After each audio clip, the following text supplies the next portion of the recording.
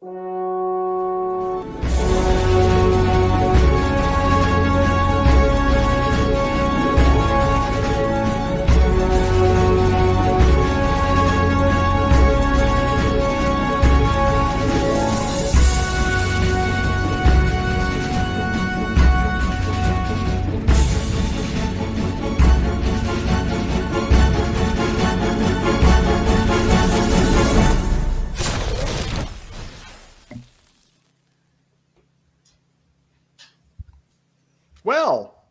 we are back with the War Room on. This is, of course, as everybody knows, this is the best show about wargaming at this time on Saturday.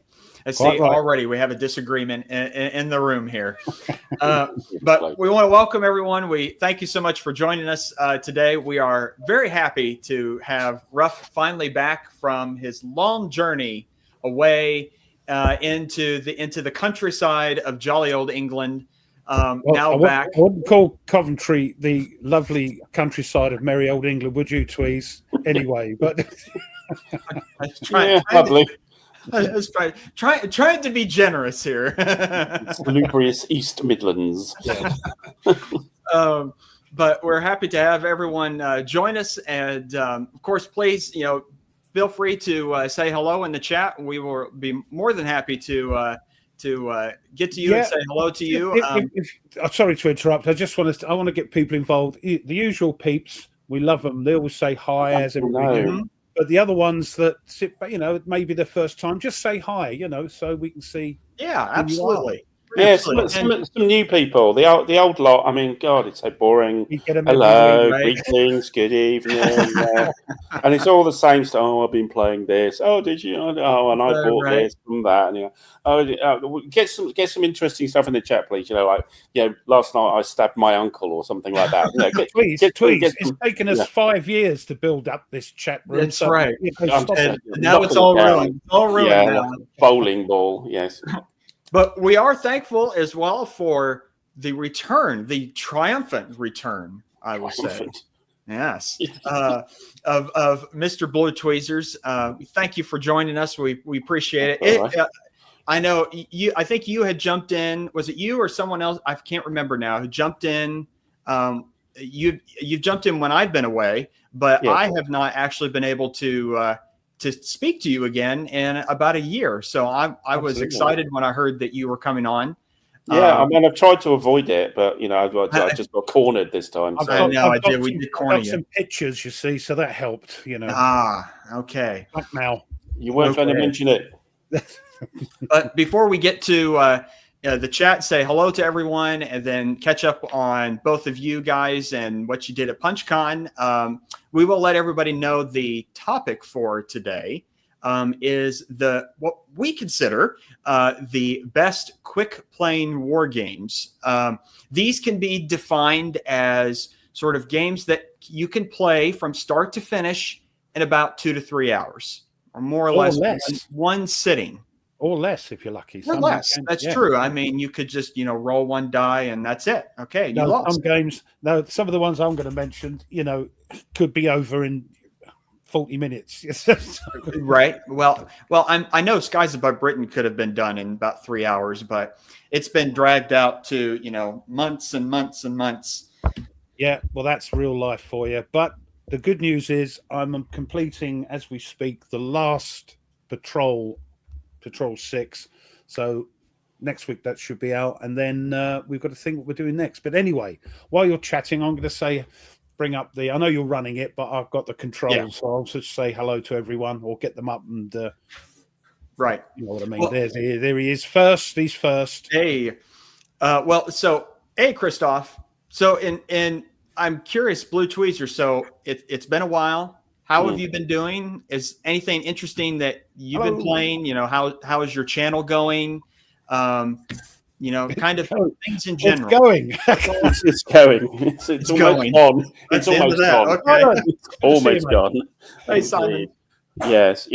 I've been taking a little bit of a backseat, to be honest. I've done for a little while, actually. Life's getting a bit more complicated and stuff. And me doing my celebrated acting stuff as well got in the way. Real life stuff. Yeah, I've heard you've been solving a lot of cases. Well, just the one, but it took a while. Oh, just one. Oh. That was it. Yes, and they kicked you off. Yeah, no, actually there was two, but yeah.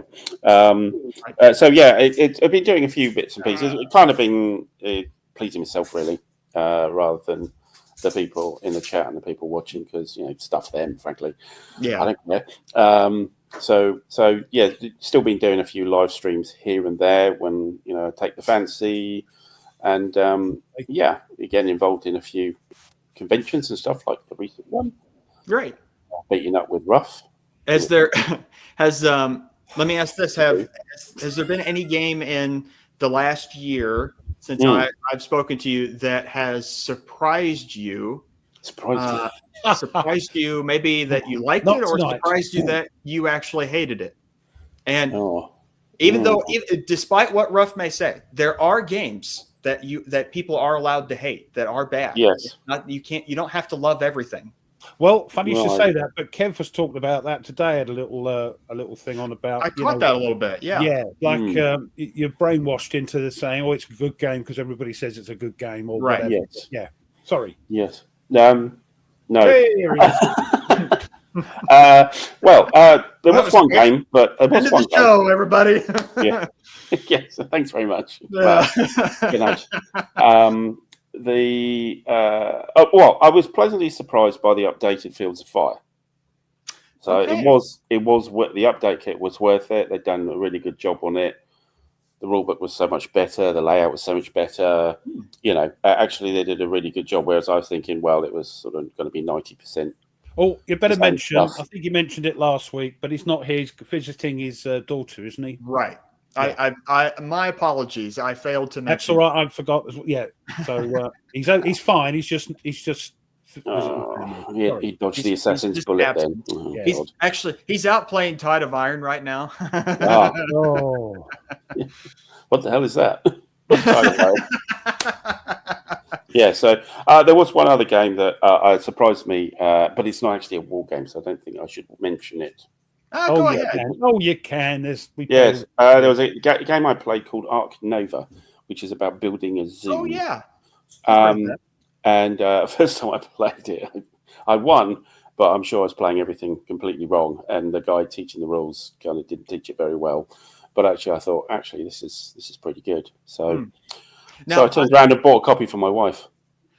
Now, I'm actually going back to Fields of Fire. It's interesting that it seems to me, from what I can tell, sort of the word on the street is that people have been pleasantly surprised of how good the rule book has gotten in the latest one. And you can actually play it now.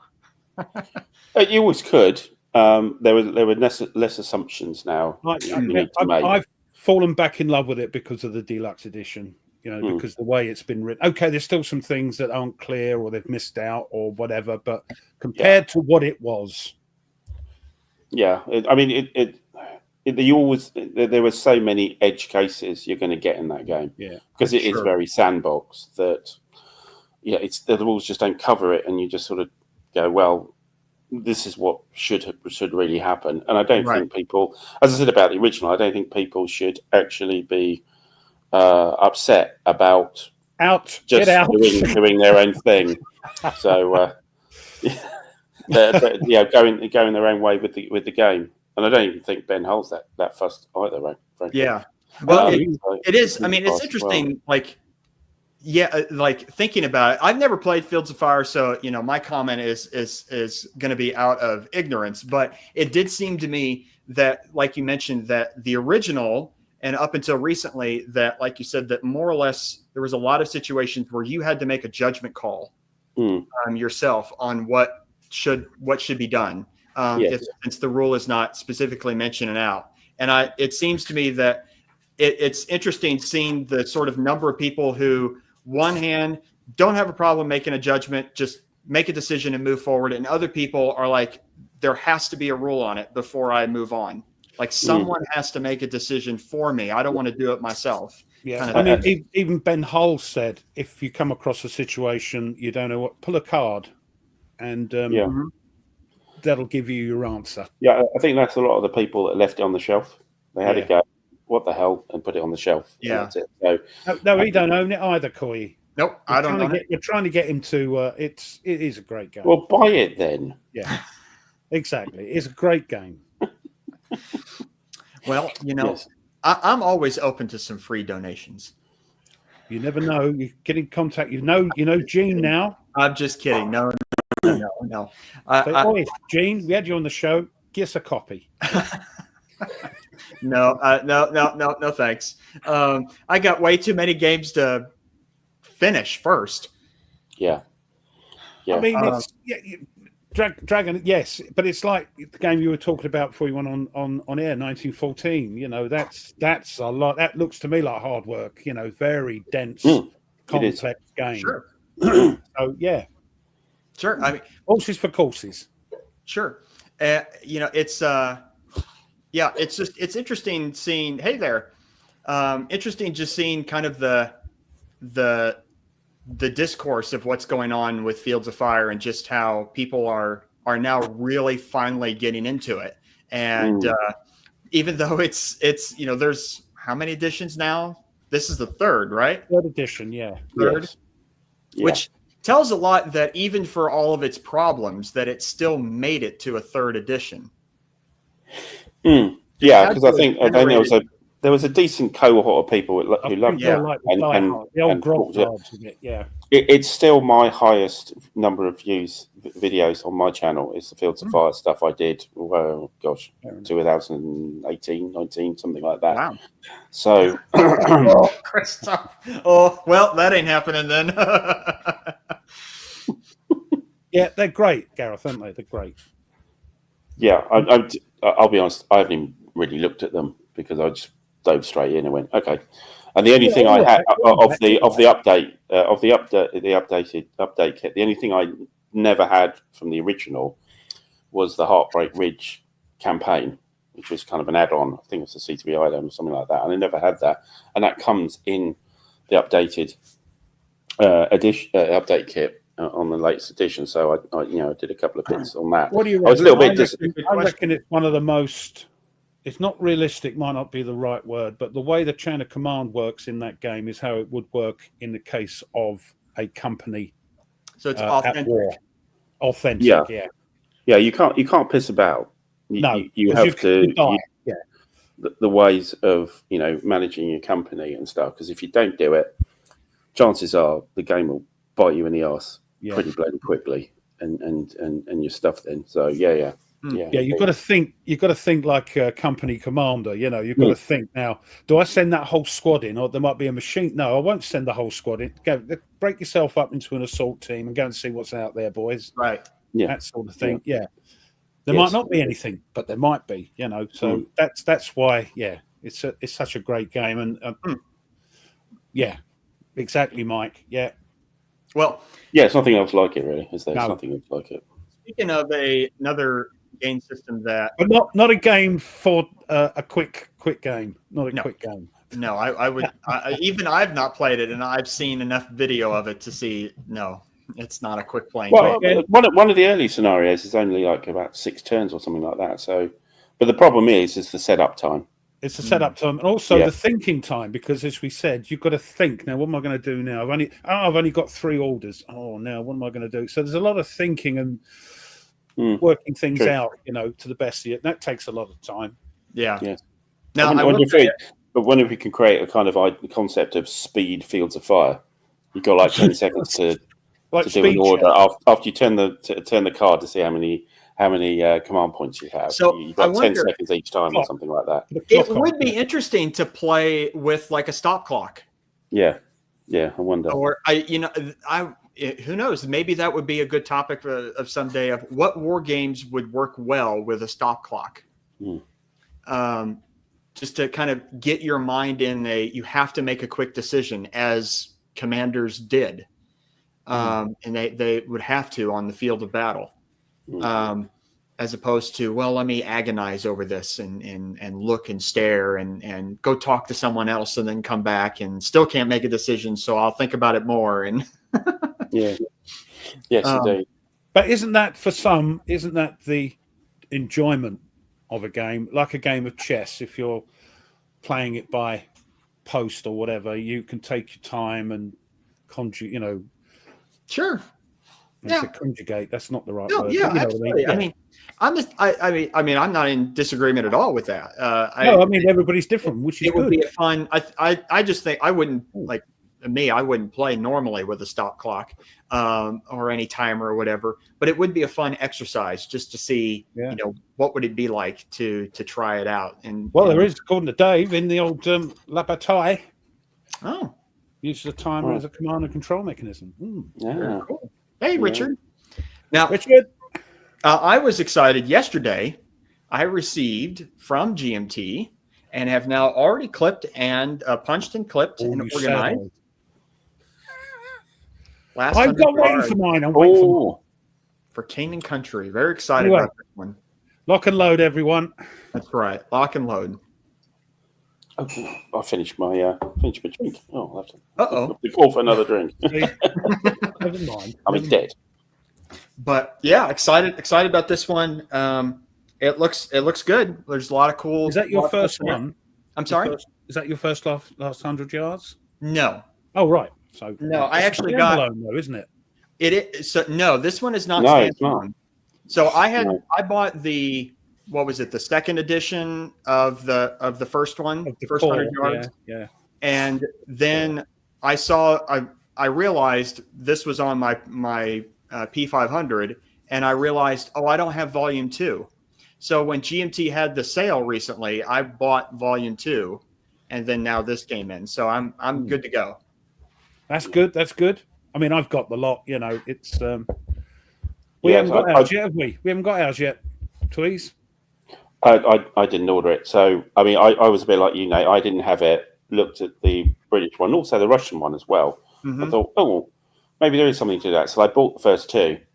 Didn't like you weren't too happy. Didn't like it at all, and I've sold them. Sure. Yeah, that's right. You weren't too happy. Yeah. No, what did you care for it? What? Sorry.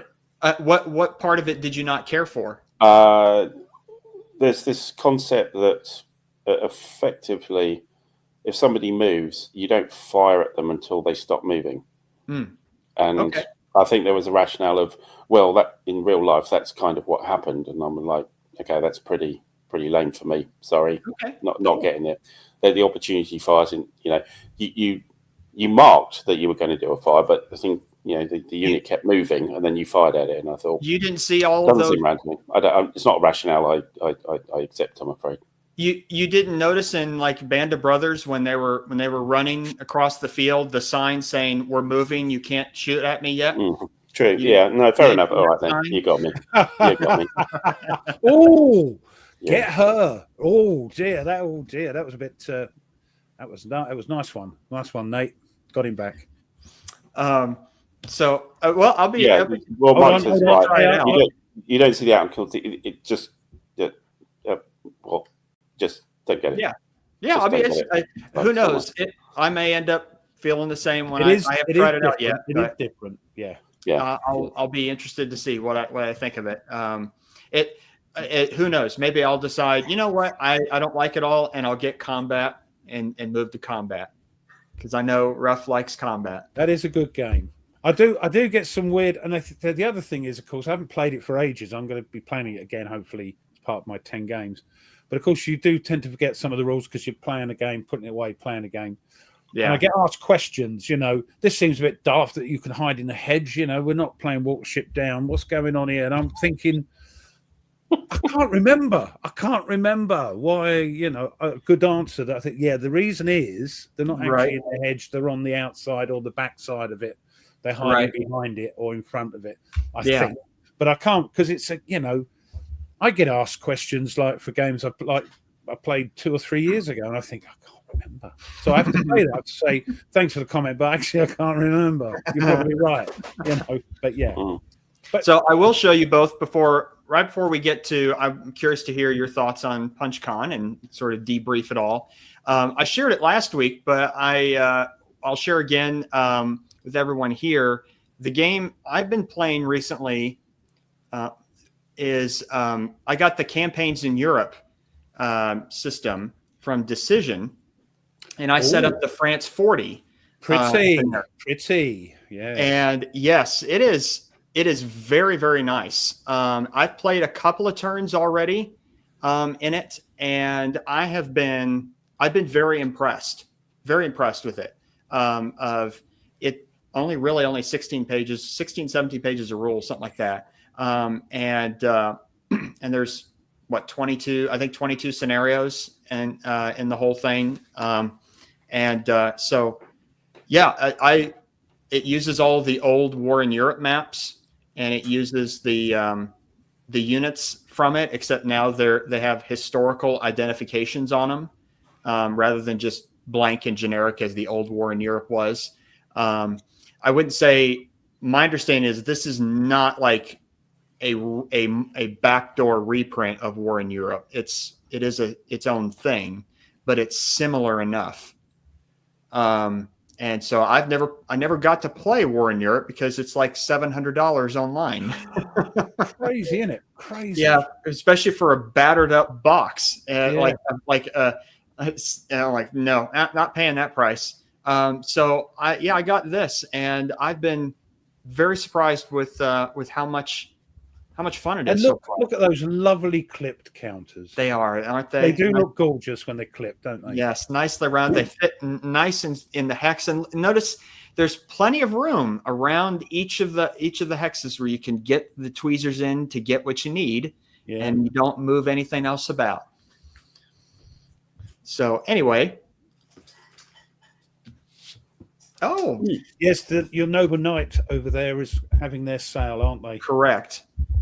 There is one game that I regret not getting from Thin Red Line Games, and it's like impossible to get now. It's the Fate of All, the ancients. It is like Alexander the Great and the Diadochi, and I beat myself up for not getting a copy when it was first coming out.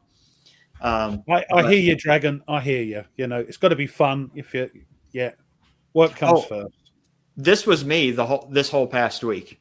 Yeah, I played 2 turns last Saturday of Campaigns in Europe, and I haven't touched it since. So, gentlemen, I'm curious to hear about PunchCon and how it went, what games you played. So, who's gonna take it away first? I mean, Ruff's busy clicking. Well, I'm just checking. I think we're done here now. Yeah, Dave, I do agree. It will be interesting to see if they do a reprint, though. I would like them to do a continued expansions for Campaigns in Europe, to do like the North Africa front, to do the Balkans, maybe an Operation Sea Lion. That would be cool to see. So anyway. Yes, it is, isn't it? That's his. It just has Nate written all over it, doesn't it? Mm-hmm. Yep. Just see me when I'm trying to find all the counters. I'm still excited. So I'll first start with our storied guest on what you thought of PunchCon. What did you play? Short straw. Mm-hmm. Okay. Yes. Yeah. I mean, it's a great gaming experience. I think the hotel itself, it's got the space for everything, which is great. That's about all you can commend it for. It's not a great hotel. It's a very tired sort of 1960s, 70s thing that has some nice bits, but less said about the food, the better, really. But as a gaming experience, yes, very good. I turned up on Thursday. What did they serve, like soggy fish and chips or something? Oh, that was. I think there was a fish cake that didn't taste like a fish cake. There was cauliflower and broccoli cheese, which I had no idea what that thing was. It was just it might have ended up on Kitchen Nightmares. Yeah, it was just the breakfast is decent enough, but the rest of it, oh god. Yeah, I know I'm biting in just about because we're on the food. The hotel, yes, it's very tired, but it's what are you going to do there? You play games all day, eat your dinner, go to bed, get up. And it's just a bed, really, isn't it? So you don't worry. Yeah, you don't worry about it. But on the gaming side, very good. Lots of room, lots of friendly faces, lots of people coming up to me and said thank you for your channel and stuff like that. Tell them to bugger off, but they still hang around. Oh, I thought you'd be like, well, thank you. Tell me more. Tell me more. No, God, no. They don't expect it. They don't appreciate that. You've got to be harsh with them. Treat them mean, keep them keen. Exactly. You are so humble that you're. You just get out of my way. I'm trying to play a game here. So and Second Chance Games, the big game store was there organising it all. They did very well. There was a raffle which I didn't win again. I've never won it.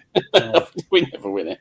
But on the game side, I had a published game that people could have joined, which was The Enemy is at the Gates Compass Company Scale System. Oh yeah. Battle for Berlin, 1985. Hypothetical. It was very fun. It was just me and my mate James. Nobody else joined. So one person did say they want to join, and they disappeared, never came back. Might have been BO, maybe, I don't know. So the two of us played. It was far too big for us. We did 2 days in it, during the days. We didn't do it in the evening. We got about 3 turns in, which, seeing as there's about 12 turns a day and there's 4 days, we didn't get very far in. But it was good. Did you like it? Was it worth it? Yes. Yeah, I like the system. It's GTS Lite. It's pretty easy to play. The combat, it's not as finicky and also it kind of helped because it's West Berlin. Almost every hex is urban or town or village, so therefore there's the line of sight just doesn't exist, with a few exceptions. You can see from city hexes, 10 hexes, and you also had artillery. You have artillery spotters in helicopters and stuff floating around as well. But it's all very close quarter battering, and there was the US Berlin Brigade trying to defend a Soviet mechanized rifle brigade coming through, and she had sort of M60s versus T62s, and great, but that was fine. The rest of it, it was just punching through the wall and coming through. I was the East German Soviets there. And it was only going to go one way. The Stasi had managed to capture 3 mayors from West Berlin, which was Vichy points as well. So there was lots of nice little chromey bits. I like it. It's just a very big game. It's 4 and a bit maps, oriented in a very strange way as a sort of inverted T. So it's not even rectangular. So my idea was I'm never going to get to play this thing. Yeah. As a campaign game anywhere other than something like Punch Gone. So I said I'm damn well going for it, even if people don't want to play. Would have been good to have more people, would have been much more rapid. You'd be able to focus on, because it's effectively a siege. So it's like you've got things happening all the way around Berlin. And so it's a bit difficult to sort of switch. Okay, what was happening over here now again? Kind of stuff. There's a couple of things I sort of, oh damn, I forgot to do that over there, and over there is right the other side of the table. It would have been built with more people, but that was fine. We did that for 2 daytime sessions, so morning, afternoon on the Friday and Saturday. Had a great game of Versailles 1919. Great game. I recommend it to everybody. Get 4 people. And it's great. I was bested by a young lady who I was teaching the game, and she was the Italians, and I was very cruel to her. I kind of tortured her position quite mercilessly. I kept putting in issues that the Italians really cared about, and so she couldn't keep up. But she actually beat me by a point. So there you go. Wow! There you go. So great. Yeah. And then game play solitaire. Rubbish. Don't do it. It's the solitaire experience is terrible in that game. It's very much layered on. Yeah, the actual game is absolutely brilliant. The solo experience was just terrible. You're talking 1919, yeah? Yeah, Versailles 1919, yes. The next night, there's a new game came out. I just got from 1793, Patriots and Traitors from Sound of Drums. Played it with, there was 5 of us, full house, including a royalist player, and it's the French Revolution. I was the Conservatives, and what a game! But what a game is kind of with a question mark.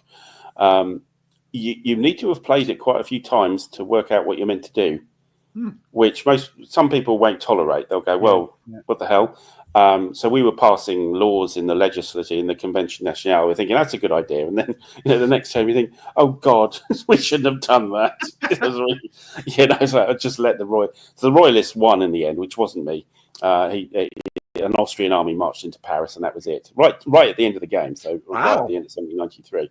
So, but we couldn't stop him. Bonaparte got kicked by the royalist peasant army. Actually, beat Bonaparte up, got him sacked. So no whiff of grape shot. Yeah, we just So we just played it terribly, but you would play it terribly if you haven't played it a few times. I think the game will sing. If you've played it a few times, you get 4 people or 5 people. You don't have to have the 5th player. If you have people who know the game, it's going to be a real doozy of a game. Well, I guess but up until that point, you're like, it sounds like it might actually capture history like somewhat well. I mean, 1793, kind of everyone handled things badly. Yes, indeed, that's right. Yeah, so I had to assassinate Cordelier, Sans-Culotte leader, because he was about to win the game by just basically getting thugs to turn around and beat up a load of Girondins. Every turn he would just duff one of his influence cubes in. He needed 15 influence cubes at the guillotine, and he'd win the game. I was like, I can't. Okay, he's not damaging me, but I have to stop this. So I had to assassinate him. Yeah, assassinated him. Absolutely. Yeah. Did you kill him in his bathtub like the? No, it wasn't Marat. It was not Marat. Marat was assassinated, but he was. He was a Montagnard. He was a Jacobin at the time. He wasn't a Sans-Culotte. But it's a good game. But I think people will look at it and go, "I don't understand what I'm doing." You've got to know a bit about the history to get the best out of it. But you have to know the game as well. Even the history. I know a decent bout of the history. I've got some comments. I'm saving them. I haven't forgotten you. Don't worry. Yeah, no. Last thing I played was The Other Side of the Hill, Spanish game, Wargames, about the German. Thing. We played it on the Sunday again during the day. We were slowed down. My friend had to disappear at lunchtime, so we cut it into a 3-player game. Great game. I'm playing it online as well. Really, I think it's good. It's very different. Very different game. Not a game for today's subject because they were playing. They only got to 1943. We got to the end of 1942 but this was with 2 guys who didn't know the game. I had to teach them. 3 guys actually originally had to teach them, and it is a very different game. It's a cooperative game, so you can stuff yourself up very, very easily by going, well, my general outranks everybody else for this battle, so therefore I'm putting forward. Oh look, I won! I got a prestige point, and then everything goes wrong, and you go, oh god, maybe I shouldn't have done that. So it seemed interesting to me because, like, of course. My understanding is that you're going to lose. It's predetermined that the Germans are still going to lose the war. Oh yeah. You can't just win the war in the game, but it's more of can you lose better than I guess what they did. Well, we had a funny thing. We did Sea Lion and we conquered Great Britain. What? Yeah, and you think brilliant. Oh right, it's great. It's absolutely a terrible thing. Because then you turn around and go, right, we've got to do Barbarossa. I launched into Russia. Let's pull our troops out of Great Britain. And they got cut off. We had a load of troops stuck in Great Britain. We couldn't actually because we'd lost control of the sea. So therefore we had this really weak Barbarossa. And it took us till the summer of 1942 to actually do Barbarossa properly. Wow. Just the initial Barbarossa to get out of we just I think in the Ukraine we just our initial attack just bounced completely. Right. The Soviets rolled three tank hits. It's 6 hits on us, and we just didn't complete because we didn't have the troops. Well, I know that game garnered a wee bit of controversy. I think last year, and yes. I was aware of it and saw it. All because of a medal. Yes. Yeah. I thought it was complete, nonsense. Just play the game.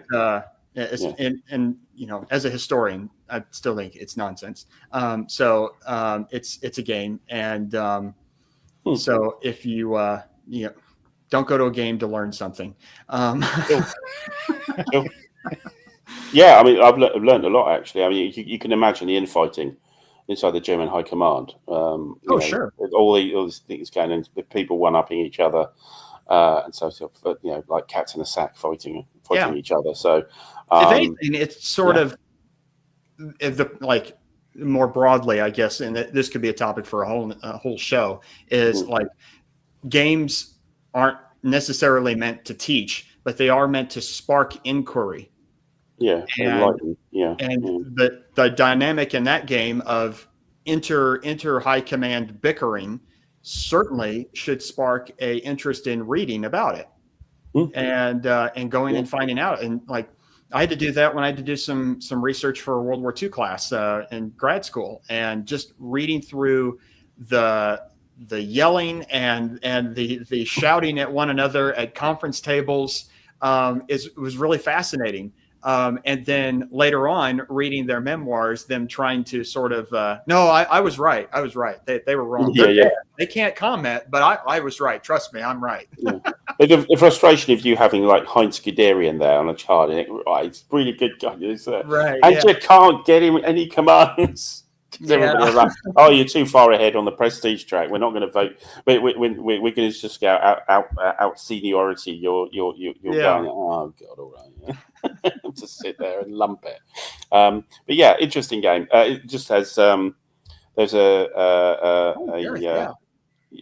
Gareth. In fact, what I understand, the next one will actually be a Soviet high command. Oh, interesting. I think is the next one, but I don't know anything about it. There's just a rumor I heard actually at PunchCon. I mean, so that was my experience. Even go through I know there were some books I have over here of even looking through at the Western Allied high command of how sort of dysfunctional things were at times, especially, I mean, obviously the famous rivalry between Montgomery and Patton, but that's just the tip of a lot of other that go on. I mean, people were still extremely upset at General Clark for not marching on Rome fast enough. And they thought that he was slow to take Rome. But then all of a sudden, oh, look, I took it and I get all the glory and everything like that. People were very upset at him back then. And I think a lot of things just victory kind of glosses over a lot of the problems that were. And so it's interesting to go back and read about it. But anyway, that's a different topic. So yeah, I was going to get some of these. They're piling up. These I put it down because you can't shut them up when she starts. I know. No, it's good. I'll be fine. Dangerous Dave. Yeah. Ooh, I allow 1807. That was a big game. Yeah. I was played a couple of times. Cool. Yeah, and Valley of Tears was just a couple of tables away. Saw that with Dave there. Yes. Yes, indeed. Yes, and I do remember playing Ponzi Scheme. I got dragged into this game called Ponzi Scheme. Dear, oh dear. But yeah, that was fun. It was right at the end of the night. You're welcome, mate. Yes, Simon turned up. Great to see him. One of my subbies, and he said, "I don't know anybody here. I'm a bit overwhelmed. 175 people with their heads down. I don't know anybody." So we said, "Come and join us." So played Combat Commander. Yeah, the food was worse than last year. The dinners were. What? Oh, I didn't go for the wine. I stuck with the Tetley's. No, I was stuck with it. That's why I was drinking the Guinness. You see, it's the best of a bad bunch. So I would have taken my own case of Diet Dr. Pepper with me. Yeah. No, but see, if you don't drink, it's easy. You can just have anything, can't you? Indeed. Yeah, the monster. They had a monster room set aside. Not it was for the monster, just for monster games. That would have been me. Yeah. And there were some biggies. There was the one that he was playing. That was huge, and there were some other big ones. There was the GTS right next to us, the Devil's Cauldron. Yes. They want to put the other bit on it, don't they? Yes, yeah. So they're going to do that apparently, but so you have CSS and GTS right next door to each other. So they're going to have all of the Netherlands basically in the game. Yeah, basically on a table. Like yes. Yeah. Yes, indeed. Nordic asked about the initial ration attack failing. I can't remember where. Well, yeah, Guderian wasn't there. You'd have to know the game. You can only put forward.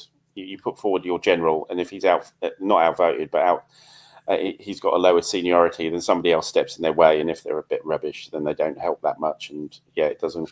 But I think it has nothing to do with generals. It's just the fact that we got most of our army stuck in Britain. Yeah. We couldn't get it out until 1942. Oh, hey, that's you started Mike off. Look, hey, there we go.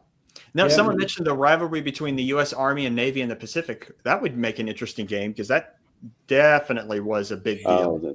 Gareth buys he doesn't buy a drink really at the thing. The only thing he buys is what is it? Dried ginger, and puts his in there, or he gets a cup of tea. And so you've been an ex-sailor. Yeah. What else do you expect? Bit of a tipple. Yeah, so, about the rivalry, Empire of the Sun, the CDG, that's an absolute nightmare for the American player. Do you know what? It sounds like I'm the only alcoholic in here because everybody else is drinking water, fizzes, and non-alcoholic stuff. I don't care. Lock and load. That's right, Ref. You're the only one. Well, it is 10:15 here. So, Ref, tell me about your experience at PunchCon. What did you play?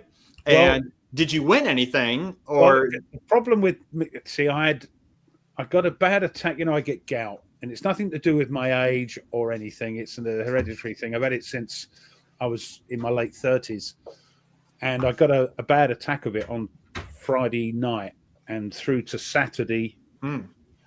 Most of Saturday morning, I had to go and just rest it. So I lost a lot of time. Also, what I like to do at PunchCon is I play a bit and then get up and walk and talk to people, and people come up to you and go all rough and all this sort of thing, which is great. So I do a lot of yakking and walking around, seeing what people are playing and all that. But as I said on Saturday, and apologies for the really bad internet, it was bad when it Tweez, the internet there. Yeah, it's flashing backwards and forwards. So apologies for that.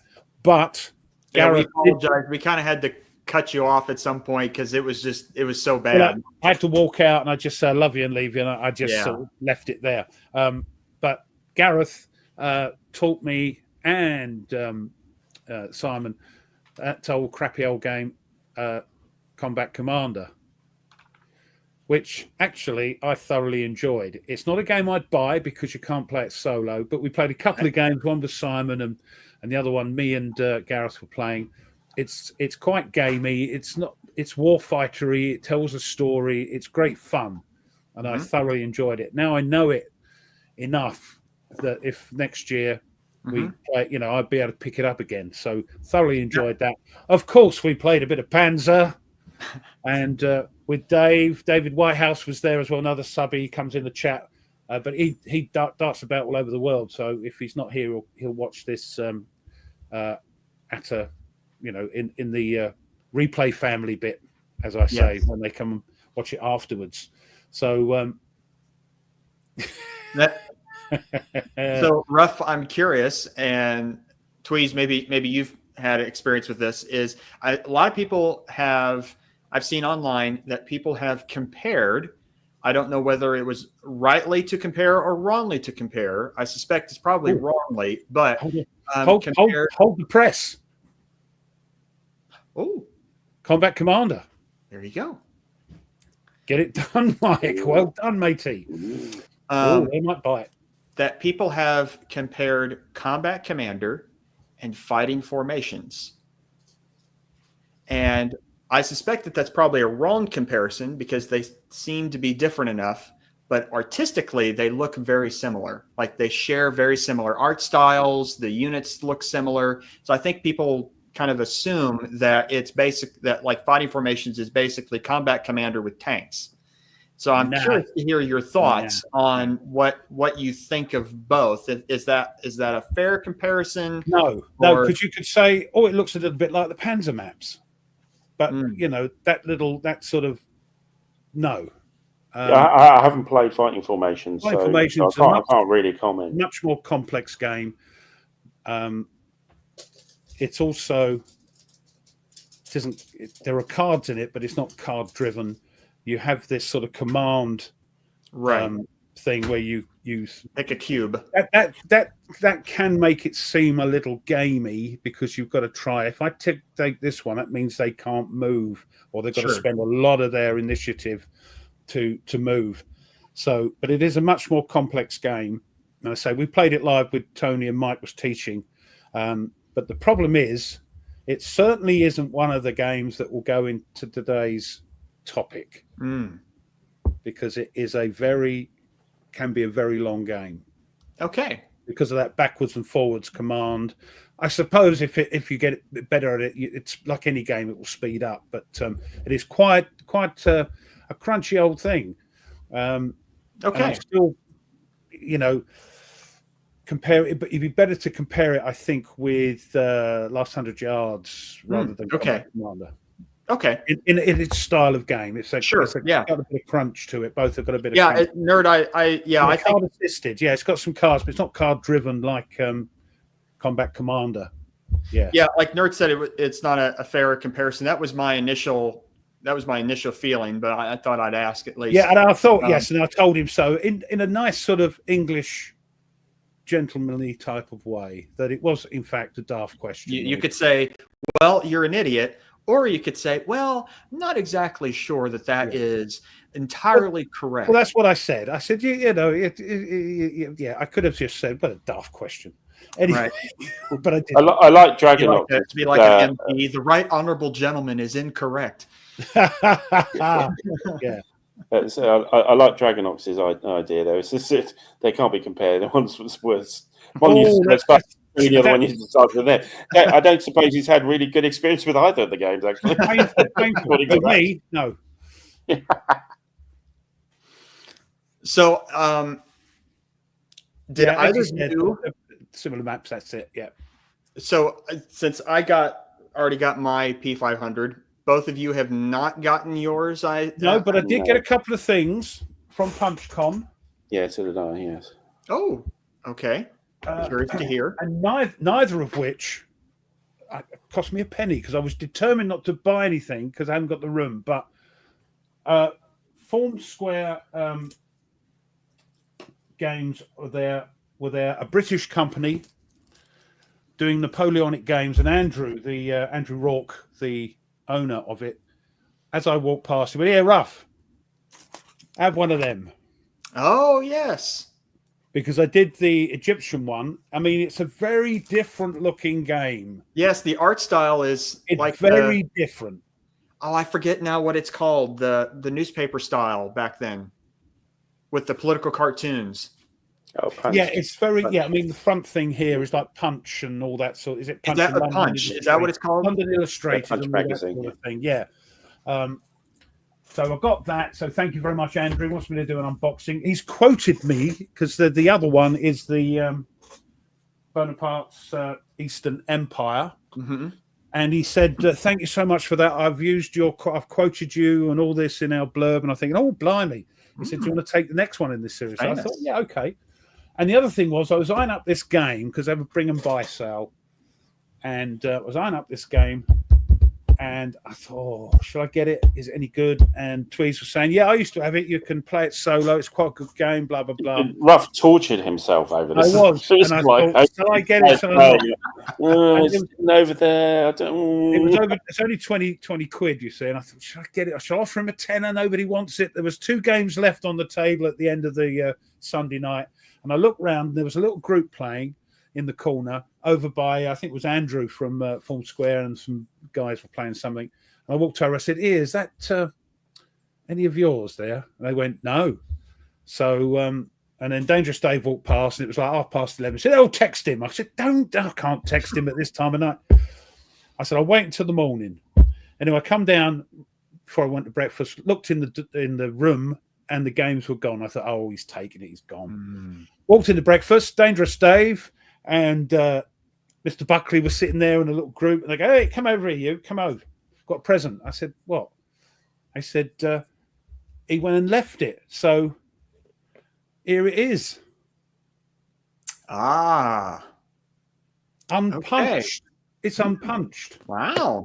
Flight Leader 1986. I think it was, didn't we say it was sort of the middly game between, was it Luftwaffe and Air War or something? Yeah, so with Tophan's War and Air War. Yeah, it was at the time. It was the first one, kind of in the sort of mid. How much did you get it for? They said, "Here you go, enjoy." The man's left it. So if that man is watching, and you want to contact me, then contact me. But you left. It looked like you just left it. It was one of those. Don't you bring that game back with you, Missy? Because the on Noble Knight, the price for a new unpunched copy is $90. I'm not going to sell these things, am I? I'm going to punch it, clip it. Well, of course, but I mean that's a great deal that you got there. Yeah, I mean they're pretty cheap on eBay. I think they're not too expensive, but yeah, I saw another copy for $18. So anyway, thank you guys. And if the man who used to own this wants to contact me and get some shekels, we'll have a chat. So he's probably glad to see the back of it if he hasn't even punched it, you know. So yeah, well, there you go. Yeah, there we go. Yeah, thank you, Dave. Yeah. Yes. Yeah. So I'd done an order through Second Chance Games. They gave in the 10% off. Okay. One of the games I was hoping would come through from GMT. I didn't P500 it, but on the local price, it was decent, which was Swords of Bayonets, which I think people have got over in your side, but it hadn't arrived, so they didn't have it for me. Two others, and I think Mr. Berticelli would be happy. One of them was Wolfpack. So I got a copy of that, and the other one was the First Victories, Napoleon versus Wellington. The sort of new Lock and Load. Indeed, it is. Yes, indeed. My first one. It's my first game from them. So I'm still waiting for mine. I haven't got mine yet. Really? No. Well, it's for free. I had to pay for mine. I did. They were extremely generous and sent me a copy. At the point of me picking those up I just couldn't resist and picked up another game, which was Nuts Publishing. I think it's Nuts Publishing. Phantom Fury. Oh yeah. Solitaire Fallujah game. That looks really good. I've had it out and had a quick go and stuff. One thing I would say is that the artwork is very good, but unfortunately, almost everything is the same color, or very close by. It's all white and beiges and browns. And with the exception of the fanaticism markers, which are jet black, everything else kind of melds together on the map. So, but it's quite good. It's a little bit combat-ish. You say you have individual soldiers and you do things in a certain way. Otherwise, you get your head handed to you, and it's a sort of close cooperation with the tanks and stuff like that. It's really quite evocative. It's just that I actually miss things on the map because things that sort of my eyes at my age kind of thing. It's all a little bit samey, unfortunately. But those were my my games. So you're saying it's a little bit samey? Yeah, just how it looks. If you look at the map, you'll actually miss quite a few of the counters that's on the map because they're all that sort of. There's all sort of similar colours thing. Yeah, it's not colour blindness. It's just similarity. No, that's fine. I mean, it's dull. It's dull. Yeah, probably what you're saying. Let me know what you think when you've given it a good old sort out. And that was one thing after I saw it when you got it. That was one thing I thought maybe I should get that. But it's good. The amount of time I've spent on it at the moment, very good. Very good game. A very good game. Why would he? Because I think he's your side of the pond, Nordic, isn't he? You're a Yankee Doodle. So what is? Why do they have different shipping rates?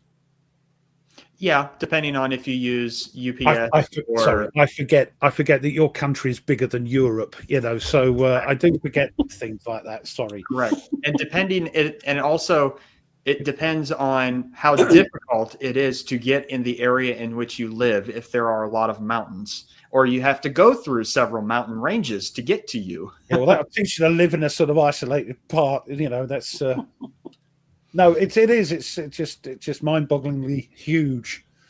Yeah, that's something I've got to play. I don't know why,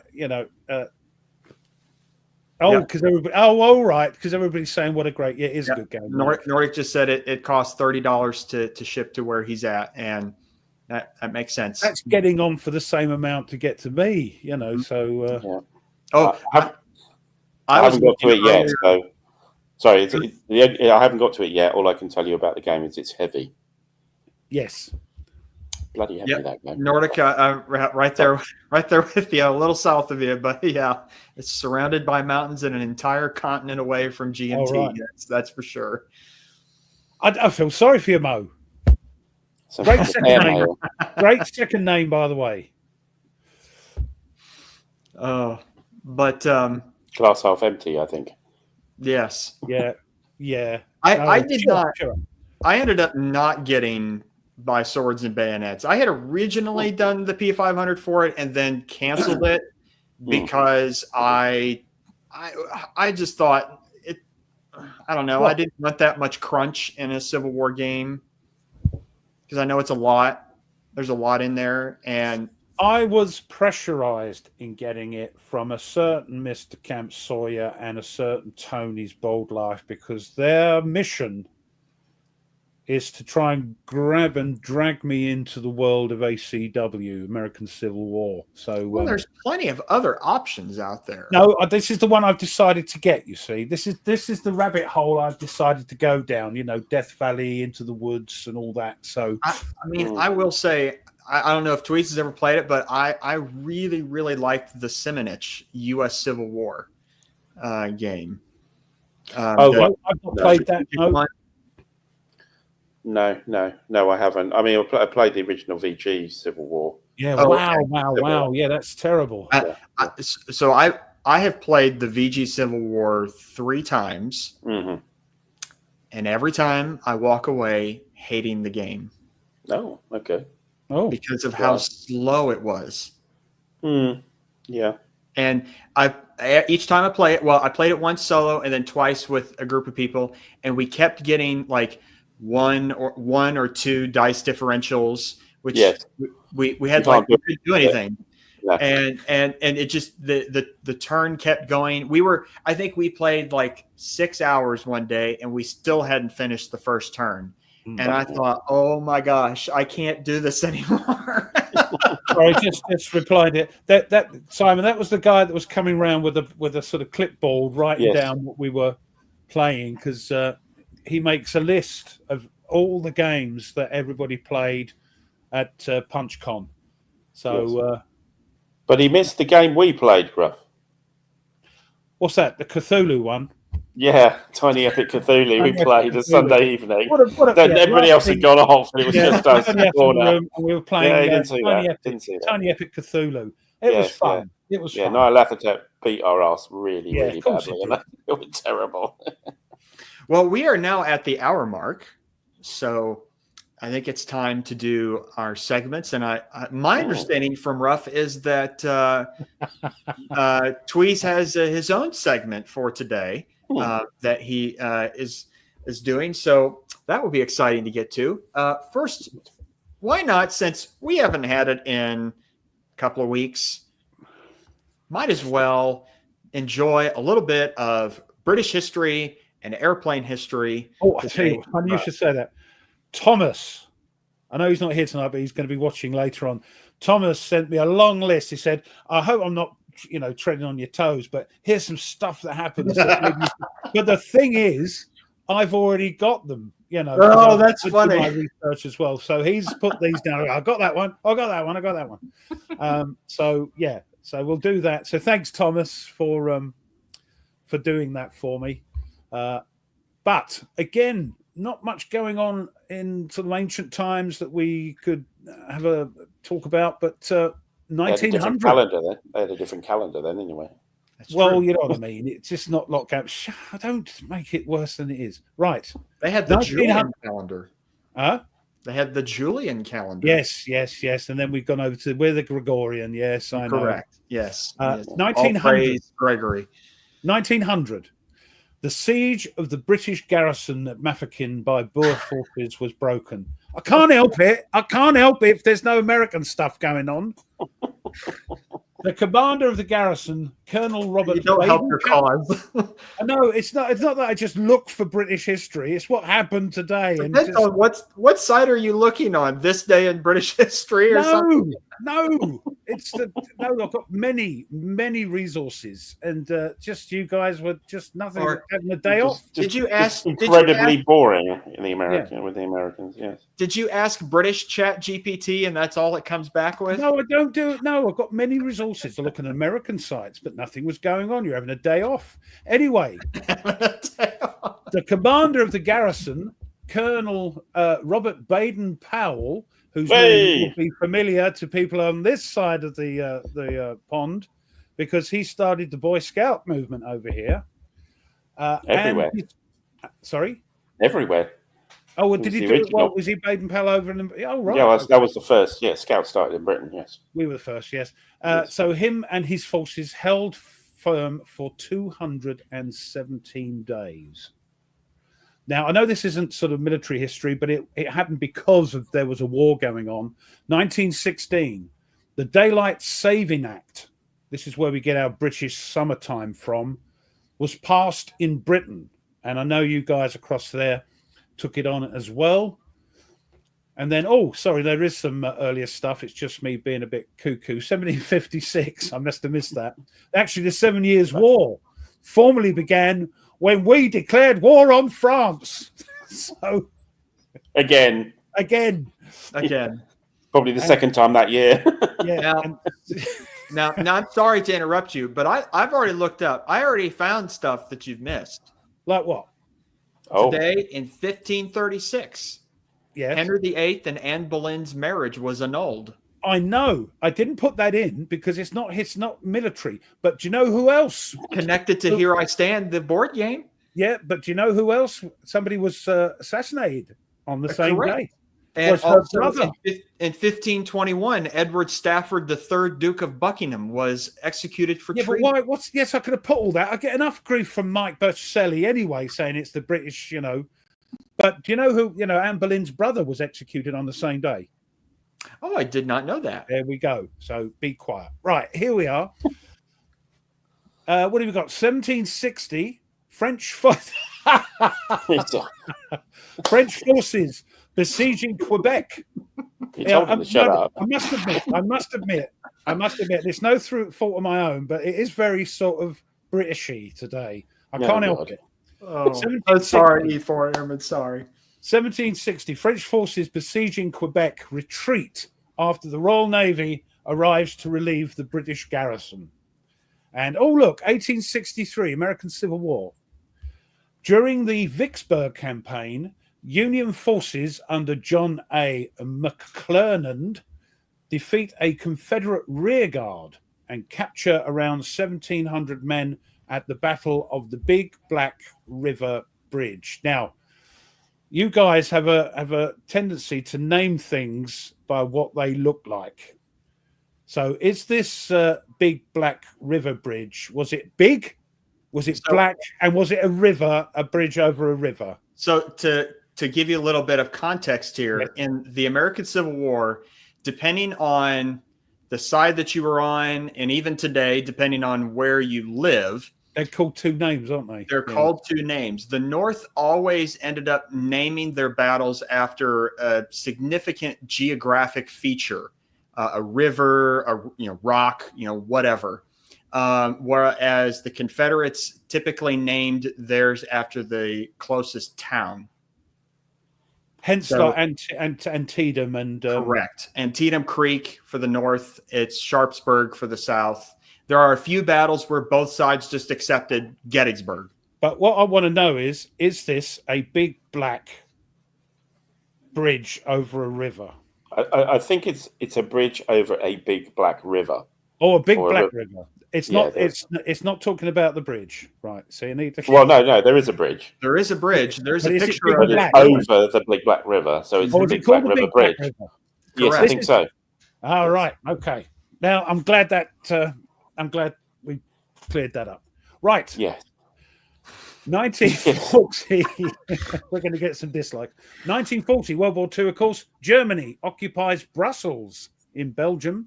Mm-hmm. And 1943, World War II, dam buster raids commence by Avro Lancasters of number 617 Squadron, RAF, flying actually about this time now over across to them dams. Not, then, not now.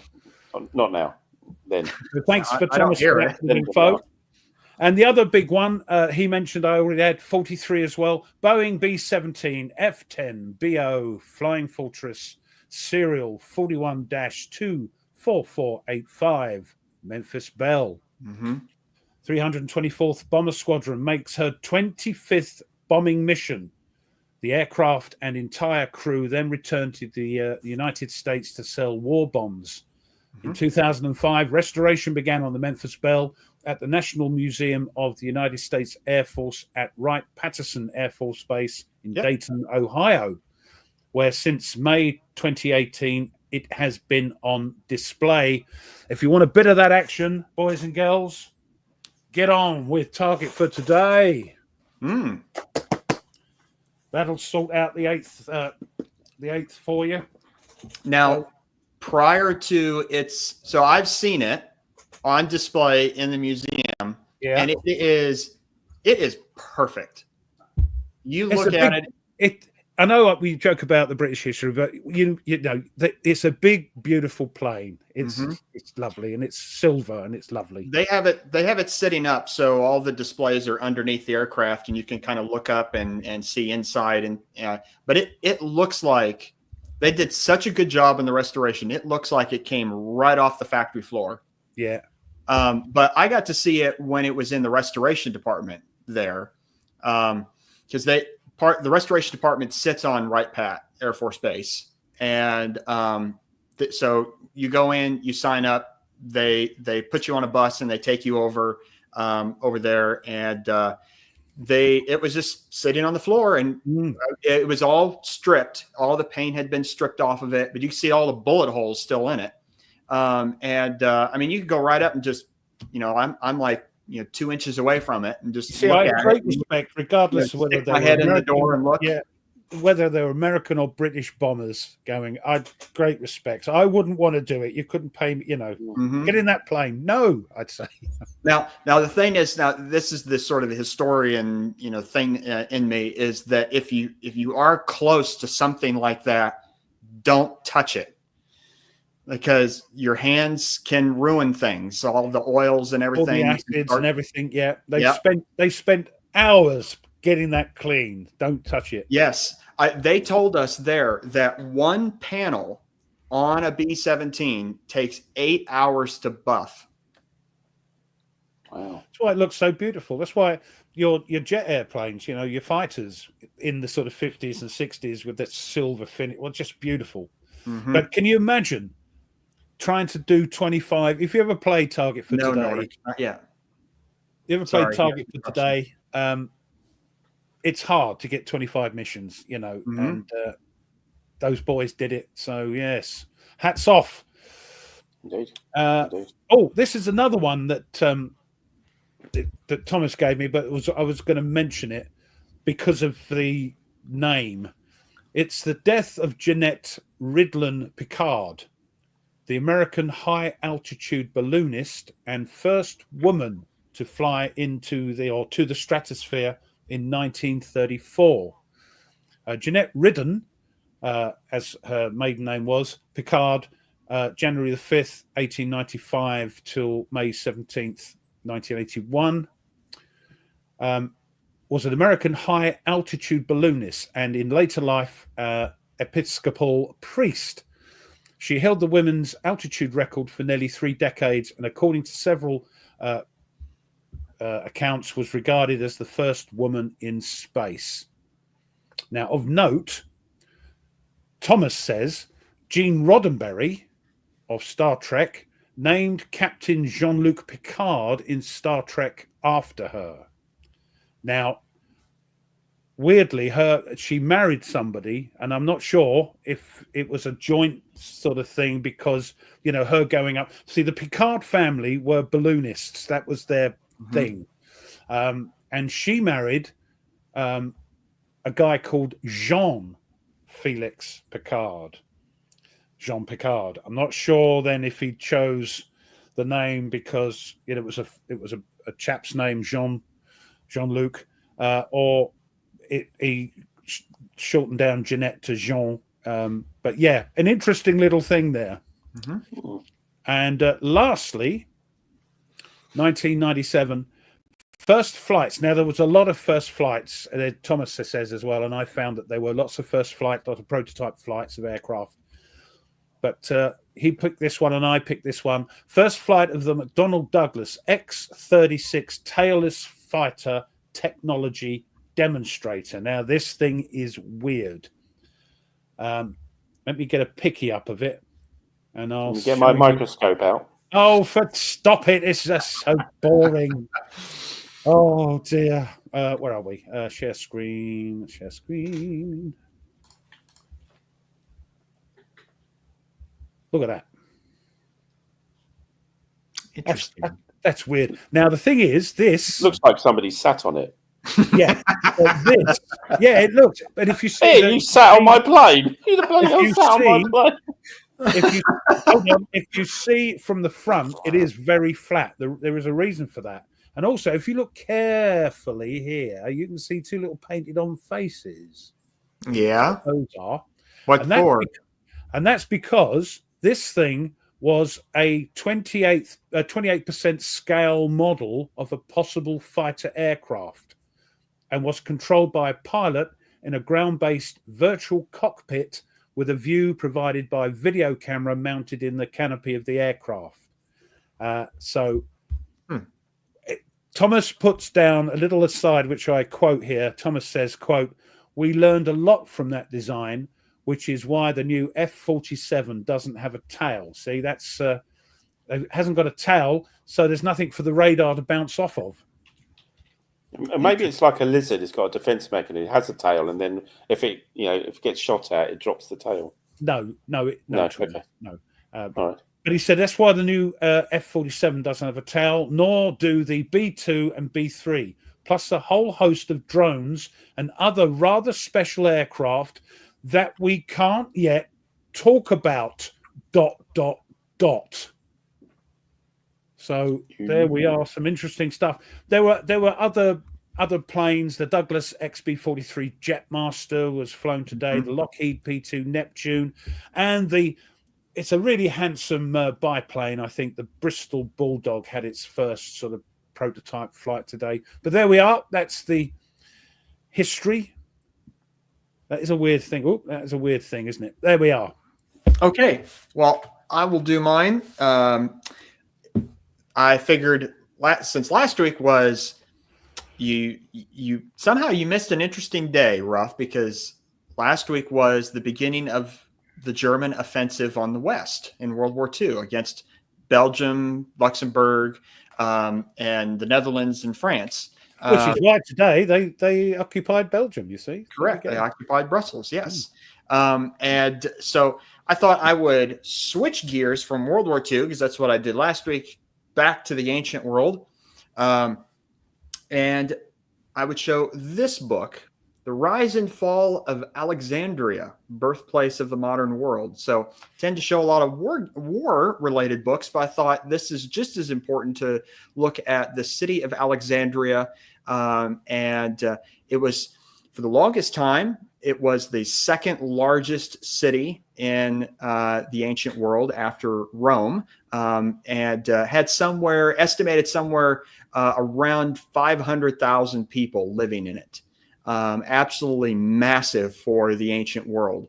If you think about that estimates say that within the Roman world that there were something like between 40 and 60 million people. And that's actually being somewhat generous. To think about that, nearly one or two out of every 60 to 80 people in the known world lived in one place. Or to think about, like Rome had about 1 million, just massive numbers. Now, of course, today, I mean, you go to something like, I don't know how many are in London. I'm sure, several million? Yes. I don't know offhand. People everywhere, and you're stepping on everyone as same thing here. If you go to like Chicago or New York, there are just millions upon millions of people. Because we nowadays we can be very dense. We can, compact people. But back then, this was one of the first major iterations of what we call a modern city, of a very dense city. You get where eventually there have to be, it happens in Rome, but I'm sure it also took place here in Alexandria as well, of having laws that you can't build higher than, say, 5 or 6 stories, because there was a thought process that the higher you go, the building's going to collapse. And because it was generally thought, it's sort of the opposite of, whereas today, if you are a super wealthy person, and you buy a condo, let's say in New York City, then 9 million in London. But if you're a super rich person, like say New York City, and you're going to buy a condo, you want it as high up in that skyscraper as possible, and for the views and everything like that. And the bottom is generally considered where all of the less well-off people. Yes, I was going to mention that, actually. Yeah. Oh, sorry. Oh, you've ruined his thing, Dragon. Oh, okay. All right. Still say it again anyway. But the bottom is sort of places can be considered more for lower class, lower well-off people. Whereas in the ancient world, it's flipped. And that the richer you are, you buy the bottom floor. And you can sprawl out on the ground, and the higher you go in a insulae, whatever their version of a skyscraper, that the worse off you are, and the smaller your room gets. And so you think about probably the size of 2 regular sized bedrooms and a modern house or apartment could be the size of an actual full apartment in one of those buildings. So you're looking at only a few hundred square feet, if that.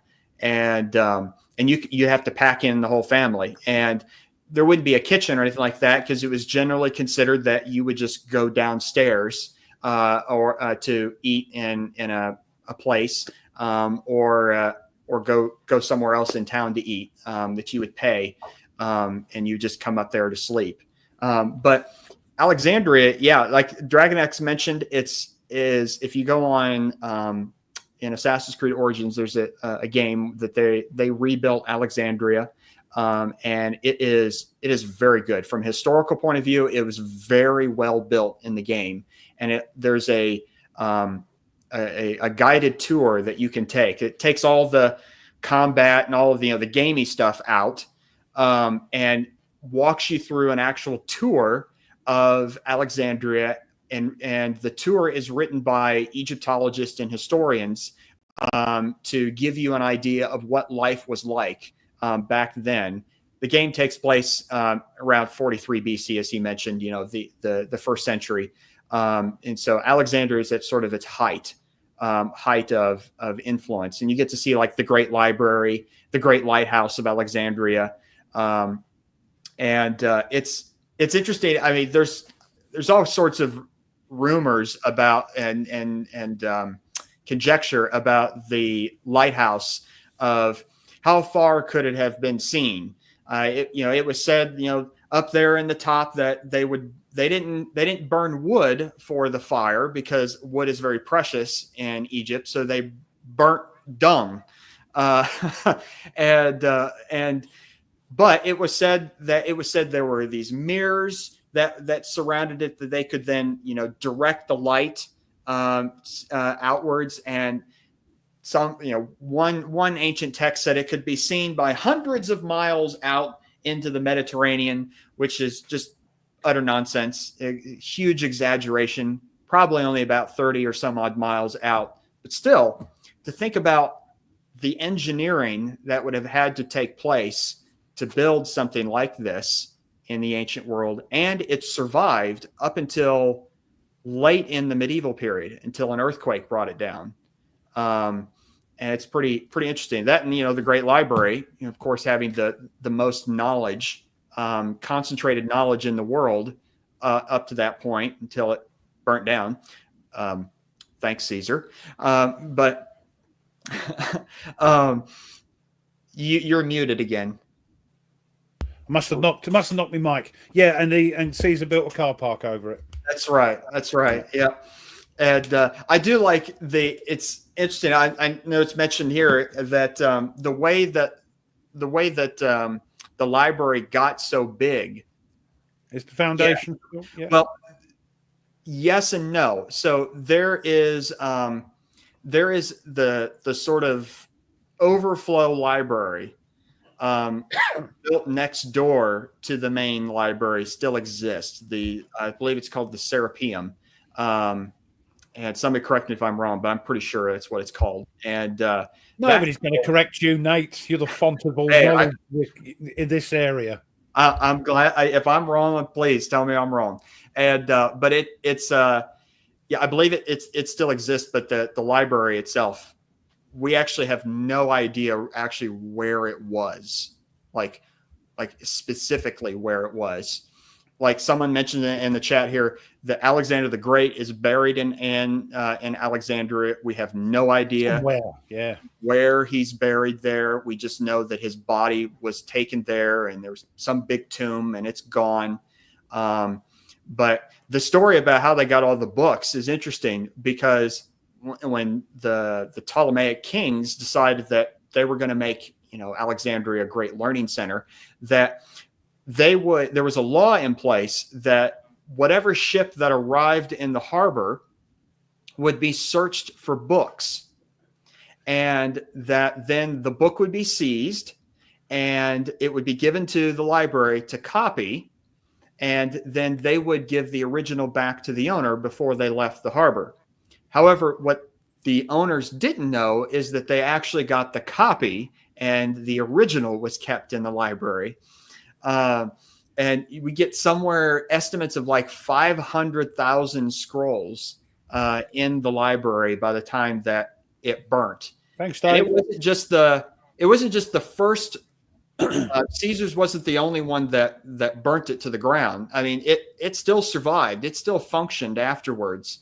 A lot of the library, there was another library in competition with it in Pergamum. But the library itself really burnt down during the 7th century when they got conquered by the Arabs. And the caliph ruled that if there were any books that were in direct contradiction of the Quran, then they needed to be burned because they were heresy. And if there were any books that were in agreement with the Quran, then they were redundant and so didn't need to be kept anyway. So the whole thing was just burnt. It's an interesting thing is, sorry, Nate, is that true?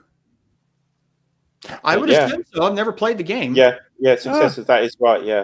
Yeah, it's actually a counter in the game that whoever it is, whoever's the commander in Persia, I think, has it.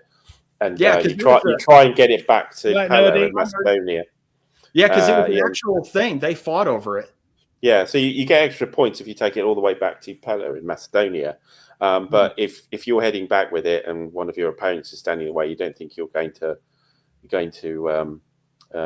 win the battle, then you can basically just bury him on the spot. Yeah. Well, I guess some victory points out of it. Right. Yeah, it is a thing in that game indeed.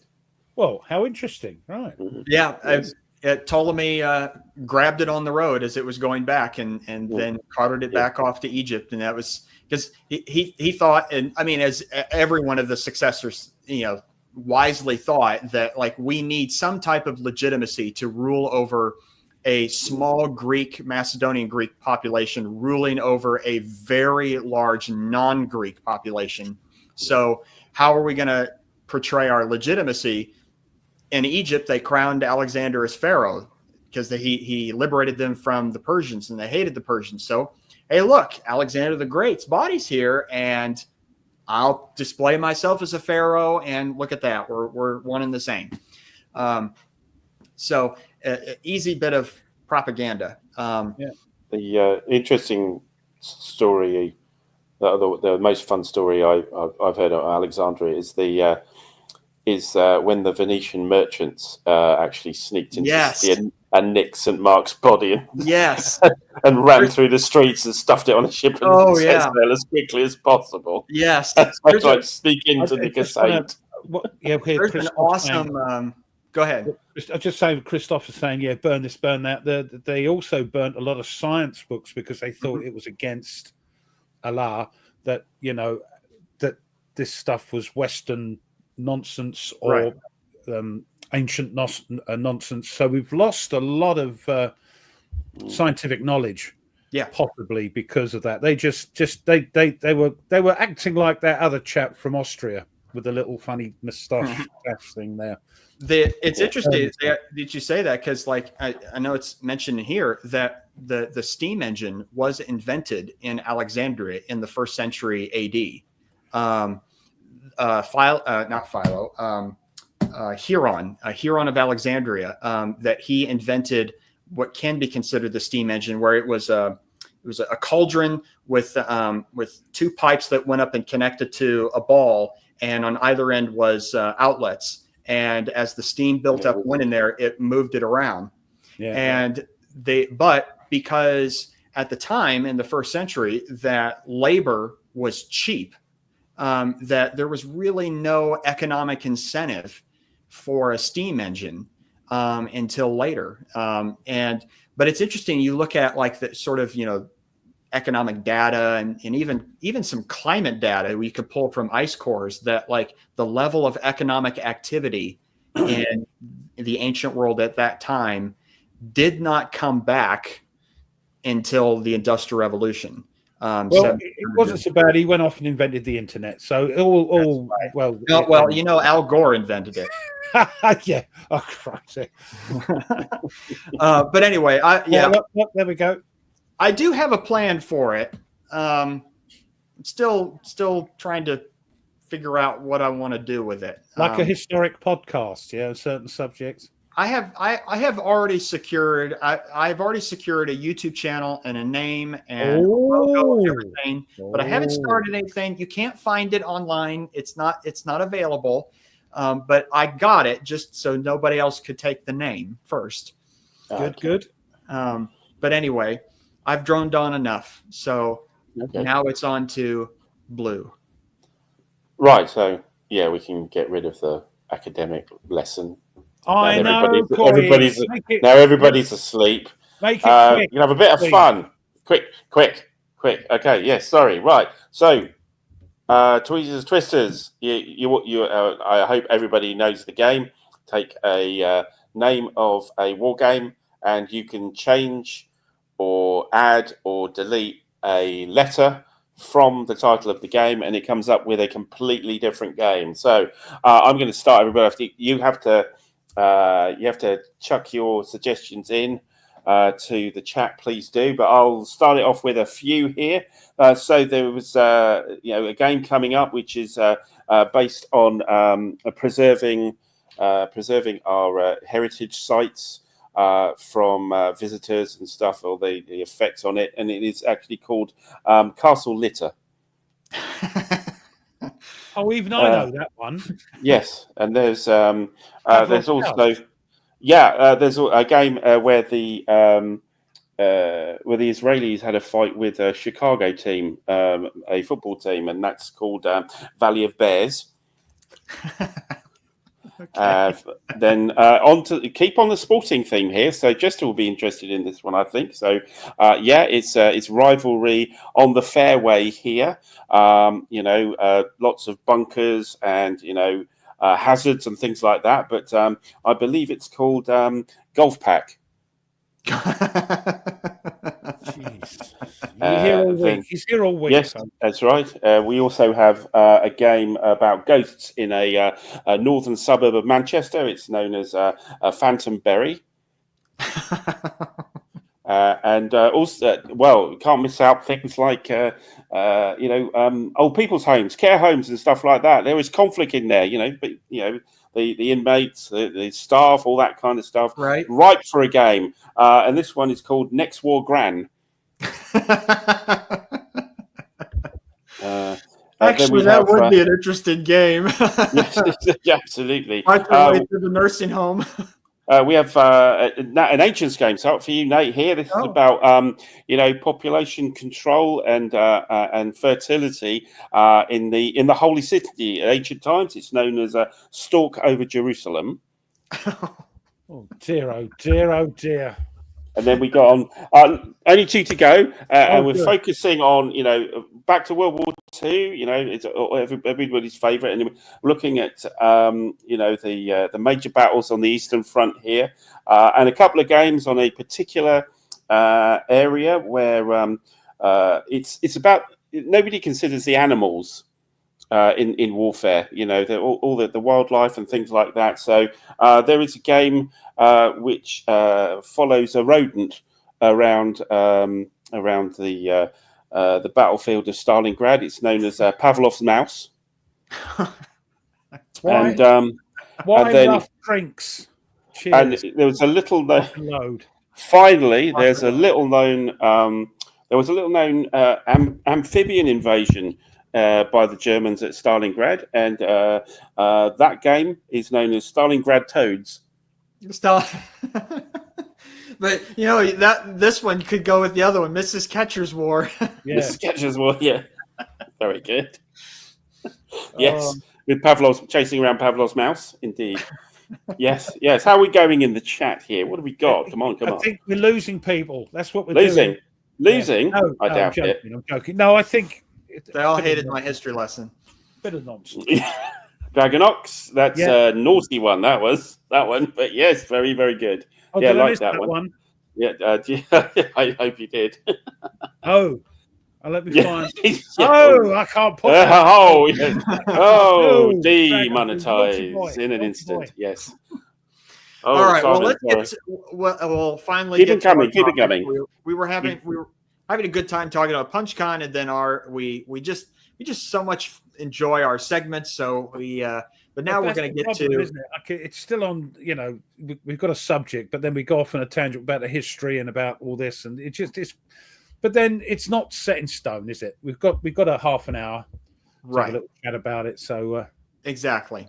So anyway, for the topic is quick playing war games. These can be games that you can accomplish a scenario. Hold on, no, sorry, I have to get DJs up there. Look.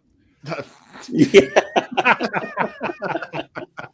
Nice one, love it. Nice one, yeah.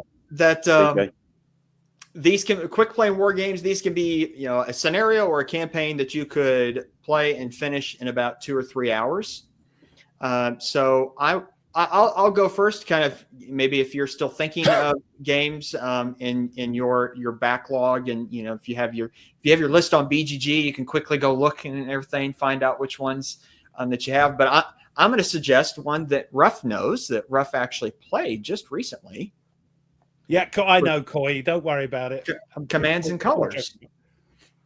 This one, obviously, I think you can. We proved that Friday. 2-3 hours. You can go through a scenario. Yeah, I think an hour and a half. We spent the last half hour yakking. So yeah, there you go. Yeah. So this is my first. Is Commands and Colors Ancient. So really, any of the Commands and Colors. I would put Memoir 44 there as well. I remember my buddy Ryan that I started the Board Game Bunker with, that we actually, when I first got to know him, he said, I have Memoir 44. I said, yeah, I'd love to play it. And he goes, I'll bring it in and we can play it during lunch at school. So we did. And we played a scenario in less than 30 minutes. And it was great. Loved it.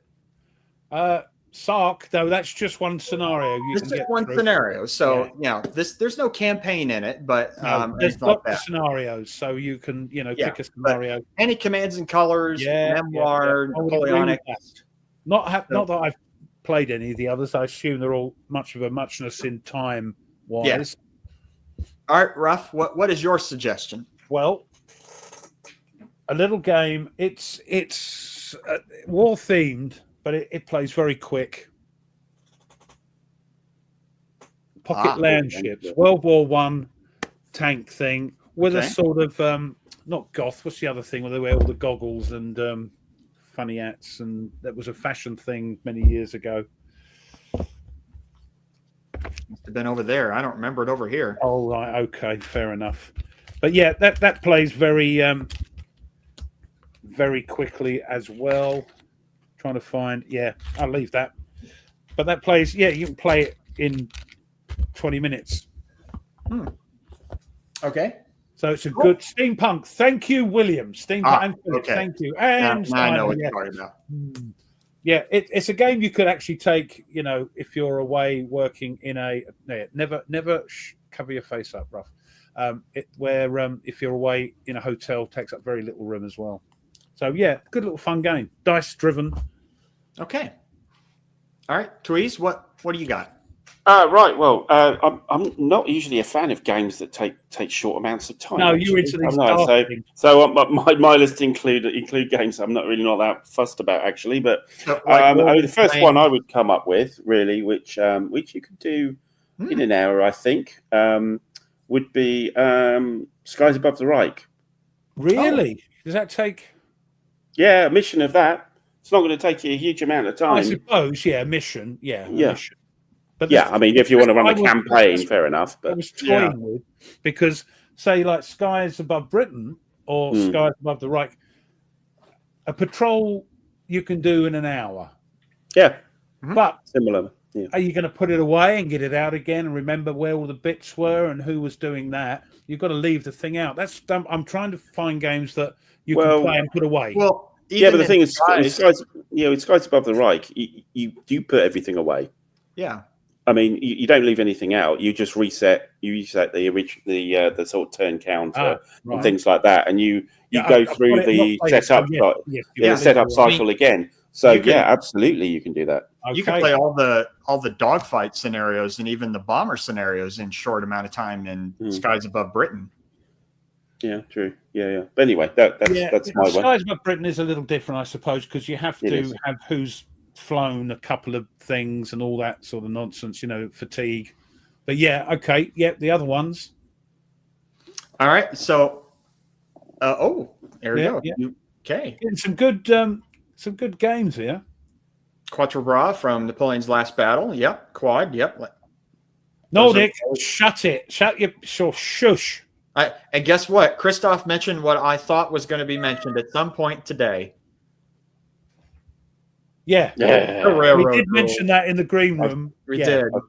I've produced a meme out of this. It's great. You never see it. It's a lovely meme. Yes. No. My next suggestion is something that we've mentioned many, many times. Some good things. Some of these are the ones I was going to mention. Sorry. Yeah. Go. We mentioned many, many times on this show. Ruff and I absolutely adore this.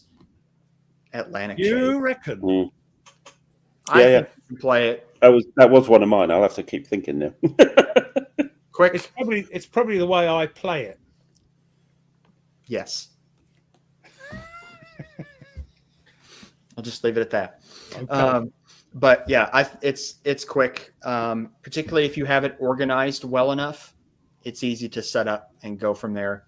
If you got it all thrown in a bag, then you need to separate all the different blocks wooden things. We're not counting the setup time. We're counting the actual playing of the game. Because some will take a bit longer to set up. And okay, Ruff, what's your next? Dragon, behave yourself. All right, don't start. Stop it.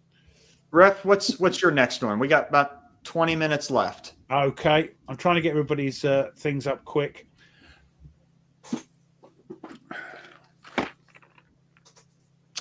Nations of War series. Okay. Very quick to get through. Everything is on the counter. It's a dice chucker. Bang, bang, bang. Thank you, Mr. David Heath. And Sean Druninger designed this one. Yeah, very easy to play, very quick. Very small maps, generally speaking, not a lot of counters. So, yeah, it is a quick game. Nice.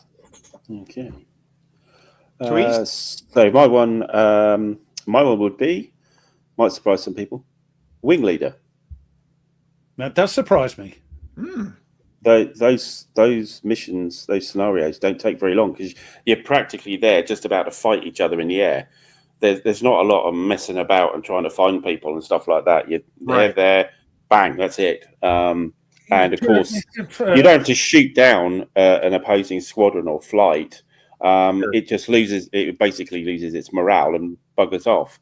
And usually it's only about sort of, 7 or 8 counters in total between the two sides. It doesn't take a lot for it to be resolved. You can get it done in an hour sometimes, depending on the scenario, of course. You can get some really quite big ones. It'll take a little bit longer, but most of them are, easily done in an hour and a half, really. Awesome. That's good. Great. I just want to mention Christoph says Warfighter.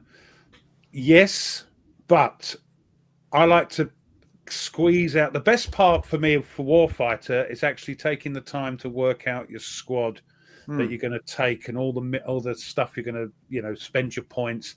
That could take an hour easy. Sure.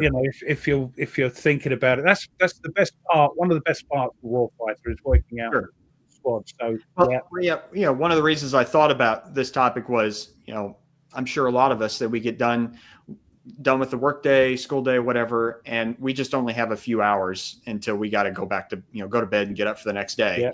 And so we want to play something quick and easy and get through it, rather than I love big games. I like games that take a long time, but man, I hate leaving something set up for forever and ever and ever. So yeah, my next one might be a little of a surprise, is France 40. Oh, right. Simonich one. Well, historically, it didn't take very long, but anyway. But it's true. But I played both scenarios, and not the big campaign one that comes in the second edition now, but both scenarios I've completed in between 2 and 3 hours. Because you get to a point in the game where, especially if you're doing really well as the Germans, then you can kind of call it already. At some point it's like they're going to win. And so like with any game, you can get to a point where there's no point and keep going, because we already know what the result's going to be. But even still, you could get through the end, I think, relatively quickly. So yeah, I would agree, Dragon X with Plantagenet. Yeah, maybe not the whole thing, but a lot of the shorter scenarios. Absolutely. All right, Ruff. Well, funnily enough, Nordic, and that was one of mine, Western Front Ace, because let's be honest, you're not going to last very long, generally speaking.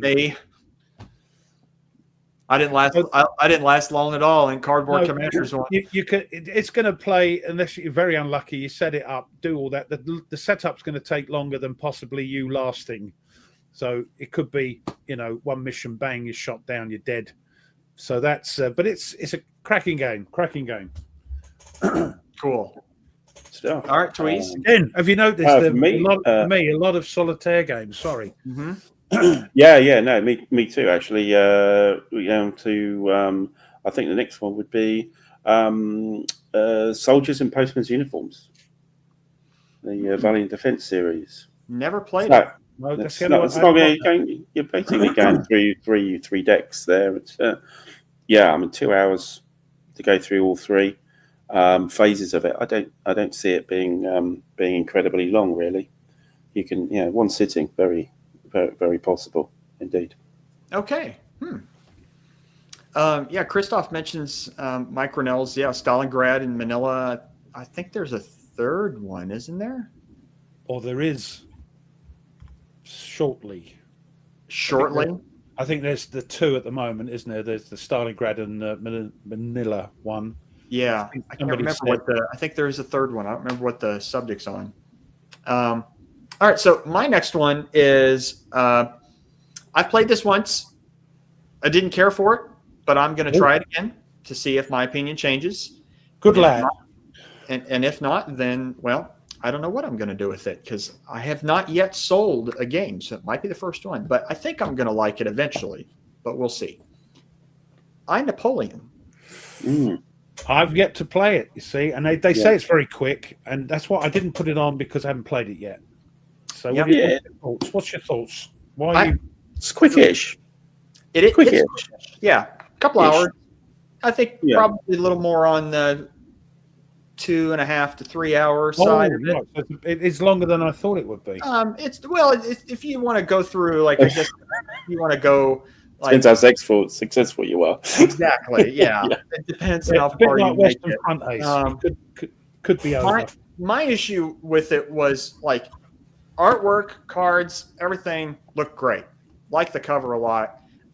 It's cool painting, and but my issue with the game was that it was helpful that I already knew the history behind it. But then that was also a bad thing in that there were certain things that would come up that you would pull a card and it was a certain person or, whatever. But it didn't make sense historically. Like, why would this person be here when they didn't appear until later on? So things didn't click with me. That could be a genuine. If I could interject there, the reason a lot of these solo games, they use all the historical stuff. But if you play it historically, you're going to end up with the same result. Right. One of the games I'm going to mention next, you can play it in order, but you're going to end up basically with a sort of very limited amount of end game. Right. And I think that's why you shuffle them up and things are out of sequence to make it a bit more random. It is, yeah. The other thing is Nordic saying what there is that true too? I've only played it once, so I can't speak to that. But I will say the one thing that lost its appeal for me initially was that there's no flavor text on any of the cards. Oh, really? Because the way that the cards are structured, that I'm not sure a sentence or two could even fit on there as the geography of the card. Stuff on there, isn't it? Yes. But it would really help to kind of get into the narrative of having something quick, on there. That's at least it's a series of games I'm not that into, but Coin at least does that with the cards. They put a bit of history on there so you can keep up with it. And Cruel Necessity is another game that does that. Yep. Okay, I got one more. I don't know about you both. So. I've got a couple more. Okay. Oh. Is that me? This the one I mentioned is Walter Besieged, another solo game. Yes. And you can work the packs out and put them in, historical order, but it's not going to do that. So, you shuffle them and you get things a little bit out of sync, but that adds to the randomness and chaos of the game. It's over in an hour and a half, 2 hours at the most. Let me guess, you lost Malta? I did, yeah. So did Tony, so did Stuka. Wow. So it's a hard, which is good for a solo game. You don't want it to win it too easily all the time. True. Otherwise you get good. But it plays quick because you're just turning cards and making decisions. Turn a card, make a decision, and it's good fun. Good fun. Good. Okay. Tweez? Somebody's mentioned it already, but by Stealth and Sea, by my mate Nicola Cigini. Yeah, so three midget submarines try and get into a harbour. It can be embarrassingly short. Right. You can just get absolutely nowhere and wrap it up in about 10 minutes, really. But that game really it's never going to me. Yeah, it's I like it. I'm not a big fan of the counter art. That's the only thing that I don't like on it. Yeah, because all the counters look very similar. You can't tell your submarines apart because there's a 1, 2, and 3 and very, very tiny writing on each one, and it's like, just make it bigger, or change the color or something like that. Right. But that one certainly going through a particular mission is not a long time. That's true, Christoph. Lots of little introduction. Well, yes, little maps in Narc Paris and in Red Strike. I can attest to Knock Paris. I haven't played Red Strike yet, but Red Strike, they're more sort of tutorials teaching you aspects of the rules rather than scenarios. But yeah, I get what you're saying. Yeah, you can play those very quick. Yeah. So my next one is a one that you can play both physically and digitally now, and that would be Rebel Fury. Any of the battles can be fought and finished in 2 to 3 hours, and now there's a digital version of the board game on Steam. I like it. I haven't played it yet, but I like what I see in here. I like the graphics. I like the way it looks. I've read through the rule book. It doesn't seem hard. So yeah, we'll see. I'll get to it at some point, but I know that from what I can see, it'll be very quick. And from the videos I've watched online too of people playing it. So have any of you guys played it yet? No. You have? Yeah. Okay. Yeah, but I played Chattanooga once. Okay. Yeah, I mean it's fine. I did have the original. What was it? Waterloo, I think it was the system of a system which I didn't really like, but they've added a bit of chrome to this, and it's a lot better. I quite liked it. Yeah, I haven't played much of it though, but yes. Is that true, Tweez? Yeah. Well, no. What it was is a series of videos, and when I got to the third video, I got impeached, and that was it. It was like 10 minutes. Like, oh well, never mind. That's funny. Yeah. The problem was they then reset it. I then did another game. I got through the first video. At the beginning of the second video, I got impeached again. So it happened twice. Yes. Happened twice. Lovely. No, I can answer this one, Jeff. Not really. Not when there are some that have 128 turns, and the quickest I've seen is about 24 turns. Wow. I have to be that long because of the nature of the game where you're chipping away. I love it. I love this game. And going back to what Kev was saying, a lot of people go, "Oh, Panzer Grenadier," because everybody says, "Oh, Panzer Grenadier." I love it. Yeah, some of the maps are rubbish, but you look through that to the game mechanics. But yeah, the scenarios tend to be very long. Mm-hmm. Well, that's there might be some scenarios that you could play in 2 or 3 hours. That's why I didn't pick. Well, I didn't. I only picked one solitaire game for this because a lot of the solitaire games that I have are just long. They feel long. Yeah. And so part of it is I understand, like a solitaire game sometimes is artificially drawn out to keep you playing. Because again, from my experience, they're quite long. 15 odd turns, and there's a lot going on in each turn with Panzer, if you know it, Sark. So there may well be some smaller ones, but I can answer Dragon X. Yeah, Lamps. I played Lamps Are Going Out with a group of 3 once, and we got to 1917 in 3 hours. So, yeah, I'd say it depends. Again, it's like any of these Panzer Grenadier. If you know the game and you play it quick, you might be able to do it. Yeah. Well, this game, we got to 1917, and the other 2 people I played with had never played it before. So that was kind of cool that we were able to get through it. Really, they picked it up really quickly, and they liked it. But yeah, I generally agree. I'm just going to go like that, tip, and that's it. That's all I'm going to say. Okay. Yeah, I can't think of in my collection. I have a lot of longer games, but. I have a honourable mention. I think I have an honourable mention there, which is Tokyo Express, which is actually quite a long. It is quite a long game, but generally when you set up, you find the Japanese, they sink all your ships very quickly, and you put the thing away. So it doesn't actually take that long to play. You're such a cynical was name. It is. I've never been able to get more than about an hour into the game because it's just like, oh, I found the Japanese. Oh, I've just. I don't know if I did 2 or 3. I don't know if I did 2 or 3 videos on it, each an hour long. So you might be right. And the other one, somebody mentioned it already because they're very small, little, quick-ish thing. Is the British way. Oh. Pissed off. You wow. He sent us €10. Do I get some of that? No. Oh, okay. Oh, come on, Ruff. Give him a pound. We'll sort that out. We'll sort that out at the end of the financial year. Thank you, Get me 50p. There you go. 50p. You can go get a candy bar. You can get around for that. I'll do. But yeah. I mean, I there's some others that potentially, like, I think, I don't know. Like, I have Dreadnought, the SBI Dreadnought. That one I think could go quickly.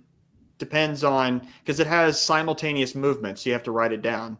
Oh dear, yes, that can take time, can't it? It can a little bit, yeah.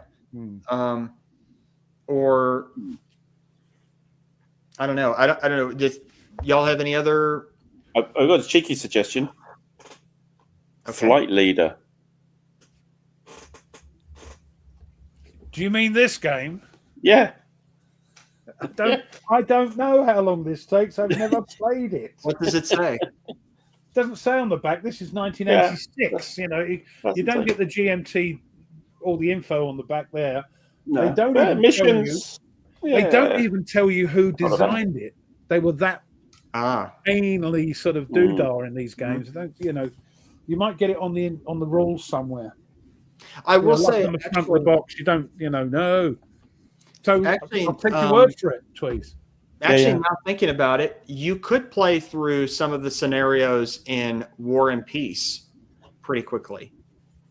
I remember I played earlier this year. I played the Eilau and the Jena Erstadt and Friedland scenario because it's all together in one. I played it in about 3 hours in an evening, from start to finish, and that because it's an easy, quick setup of a game, and all right. Well, we are near. One last one. One last one. Okay. One last. I've already mentioned it there, which is Versailles 1919. That's about a 3-hour game. Yeah. There you go. Yeah. Awesome. Highly recommended. Hey, Hexy's here. Yeah. Trust you to turn up with a minute to go, Hexy. Right. Typical. Well, how you doing, all right, my friend? We are at the 2-hour mark, so we want to thank everyone for coming out. We do miss Jester today, but hopefully he will be back, I believe, back with us next week. And thank you to Blue Tweezers for showing up. And thank you. We keep your twisters in the comments. I'll be reading. Yeah. Keep your twisters coming. Yes. Tell you what, can you please, if you haven't done so already, give the old smashing the like button thing. That would be wonderful. And if you watch in the future, can you put a comment? Just put Replay Family or something, because the algorithm picks up the fact you've left a comment. And Replay Family is starting to catch on, which is quite cute. A rough thing.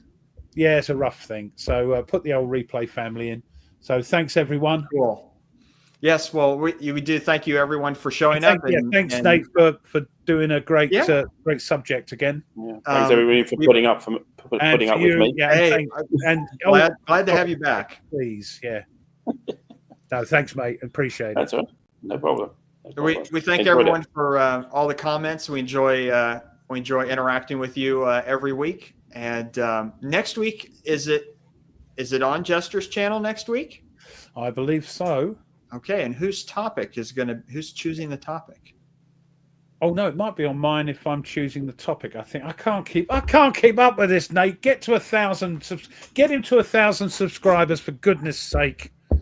Well, I'm sure we'll probably have a discussion on the emails. Yes, we will cross that bridge when we get there. Yeah, it's not a big deal. Whoever. No, I'll let you know.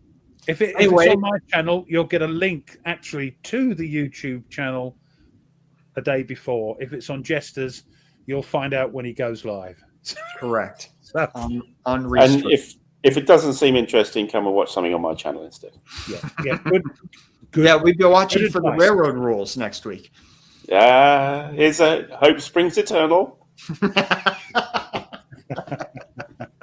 that was great. All right, everyone. Well, thank you again, and we will see you all next week at this time. Yeah, take care, everyone. Cheers. Thank you, and we love you all, and there's nothing you can do about it. Smash that like button. See you next week. Bye-bye, everybody.